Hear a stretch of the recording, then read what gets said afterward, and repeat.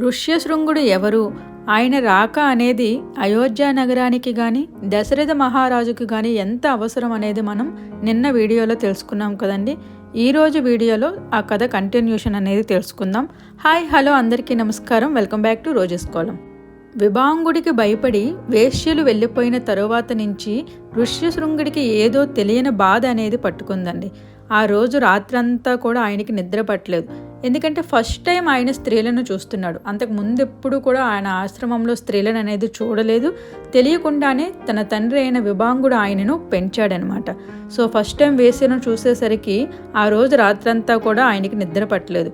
అందుకనే మరునాడు ఉదయం కూడా ఇంతకు ముందు వేశ్యలను ఎక్కడ కలిశాడో అదే చోటుకు వెళ్ళడం అయితే జరిగిందనమాట. ఆయన వెళ్ళేసరికి అక్కడ వేశ్యలు ఆల్రెడీ ఆయన కోసం ఎదురు చూస్తూ ఉన్నారు. ఆయనను చూడగానే, అయ్యా, మీ రాక మాకు చాలా సంతోషాన్ని కలిగించింది. నిన్న మేము మీ ఆశ్రమానికి వచ్చి మీ విందును స్వీకరించాము కదా, అలాగే మీరు కూడా మా ఆశ్రమానికి వచ్చి మా అతిథి సత్కారాన్ని స్వీకరిస్తే మాకు చాలా ఆనందంగా ఉంటుంది అని చెప్పి వేడుకోవడం జరిగింది. వాళ్ళ ప్రార్థనను ఋష్యశృంగుడు కాదనలేక వాళ్ళతో కలిసి వాళ్ళ అంగదేశానికి వెళ్ళడం అయితే జరిగిందనమాట. ఆ సమయంలో అంగదేశాన్ని పరిపాలిస్తున్న రాజు రోమపాదుడు. ఆ టైంలో అంగదేశంలో కరువు కాటకాలు, అస్సలు వర్షం అనేదే లేదు. ఎక్కడ చూసినా అస్సలు చిన్న మొక్క కానీ నీటి బొట్టుగొడు కూడా లేదు. అలాంటి టైంలో ఋష్యశృంగుడు ఆ దేశంలో అడుగుపెట్టిన వెంటనే వర్షాలు ప్రారంభమయ్యాయి. ఈ విషయం తెలుసుకున్న రోమపాదుడు సంతోషించి ఋష్యశృంగుడికి సాష్టాంగ నమస్కారం చేసి ఆయనను అతిథి సత్కారాలు ఆయనకి చేసిన తరువాత రోమపాదుడు కుమార్తె అయిన శాంతను ఇచ్చి వివాహం జరిపించాడు.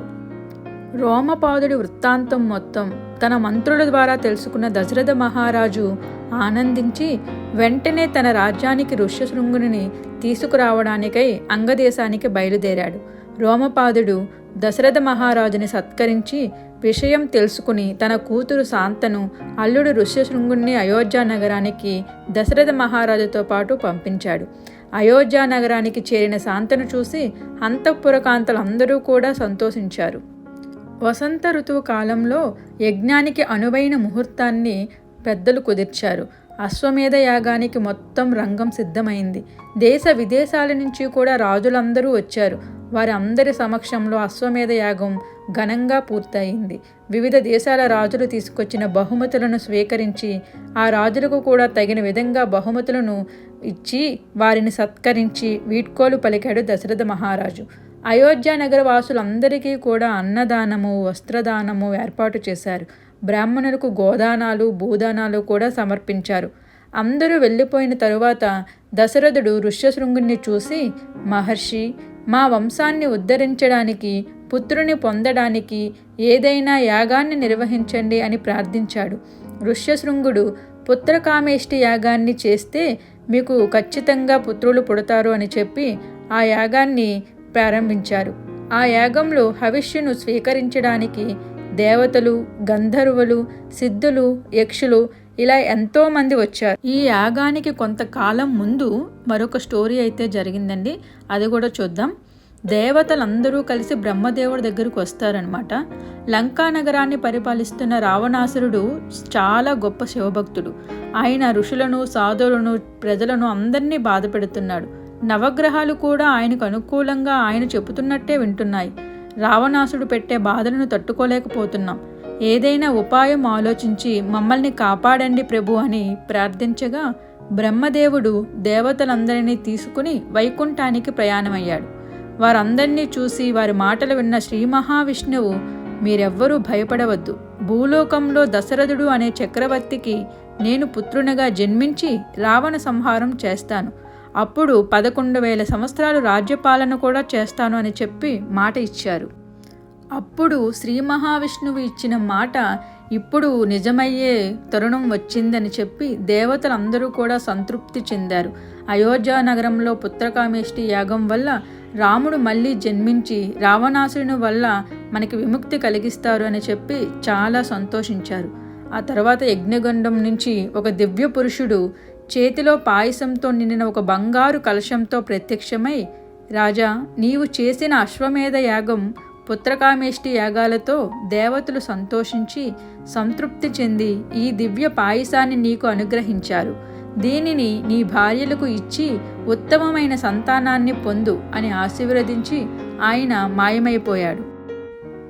ఆ పాయసం తీసుకున్న దశరథ మహారాజు తన 3 భార్యలైన కౌసల్య, సుమిత్ర, కైకేయులను పిలిచి పాయసాన్ని పంచడం ప్రారంభించాడు.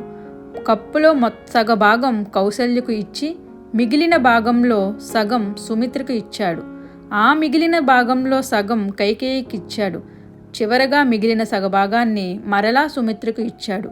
ఇక్కడ సుమిత్ర గారికి 2 సార్లు ఇవ్వడం జరిగింది. ఆ పాయసం తాగిన కొంతకాలానికి 3 గర్భవతులయ్యారు. దశరథుని ఆనందానికి అంతులేదు. దశరథ మహారాజుతో పాటు అయోధ్య ప్రజలందరూ కూడా చాలా సంతోషంగా ఉన్నారు. శ్రీ మహావిష్ణువే దశరథుడికి పుత్రుడిగా అవతరిస్తున్నాడని తెలియగానే బ్రహ్మదేవుడు, దేవతలు, నాగులు, యక్షులు, గంధర్వులు మొదలైన వారంతా కూడా చాలా సంతోషంగా ఉన్నారు. ఎప్పుడెప్పుడు శ్రీ మహావిష్ణువు శ్రీరాముని అవతారంలో జన్మిస్తారని చెప్పి దశరథ మహారాజుతో పాటు అటు దేవతలు, ఇటు అయోధ్య నగర ప్రజలు అందరూ కూడా ఎదురు చూడడం అయితే జరిగింది. ఈ విధంగా రామలక్ష్మణ భరత శత్రుఘ్నుల పుట్టుకకు ఒక బీజం అనేది అయితే మొదలైందండి. అండ్ ఈ వీడియో వచ్చేసి ఇక్కడితో అయితే స్టాప్ చేస్తున్నాను. టైం అయితే అయిపోవస్తుంది కాబట్టి. అండ్ మిగతా కథ రేపటి వీడియోలో మళ్ళీ చూద్దాం.